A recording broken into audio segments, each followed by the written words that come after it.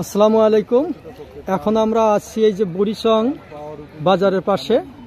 আমরা বানভাসী মানুষের সাথে একটু কথা বলতে চাচ্ছি। এখানে এক মুরব্বীকে পেয়েছি, আমরা তার কাছেই জানি তারা কি অবস্থায় আছে। মুরব্বী, আপনার নামটা? আব্দুল কুদ্দুস। এই গ্রামটার নাম কি? বুড়িচং। বুড়িচং। আপনাদের এখানে পানিতে প্লাবিত হয়েছে কতদিন হলো? আচ্ছা, 2-3 দিন হয়েছে। 3 দিন 2-3 দিন হয়েছে। 3 দিন। নতুন করে কি বাঁধ ভেঙে গেছে? নতুন ভেঙে গেছে। নতুন বাঁধ ভাঙার কারণে আরো পানি বেশি হয়েছে। বাড়িতে ঘরে পেয়ে পানি বিল্ডিং এ পানি। এখন কি রান্না বান্না খুব কষ্ট হচ্ছে?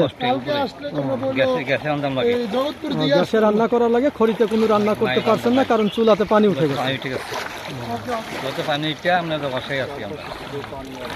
এখন একমাত্র ভরসা আল্লাহ পাক রব্বুল আলামিন, তাছাড়া আর কোনো উপায় নেই। আর সাধারণ জনগণ যে অল্প কিছু ত্রাণ দিচ্ছে, হয়তো এটা সাময়িকের জন্য পূরণ হচ্ছে, এটাই তো নাকি? আচ্ছা, আপনাকে অনেক ধন্যবাদ। আসসালামু আলাইকুম।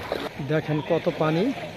এই যে মহিলা যাচ্ছেন, প্রায় বুক পানি পর্যন্ত পানি।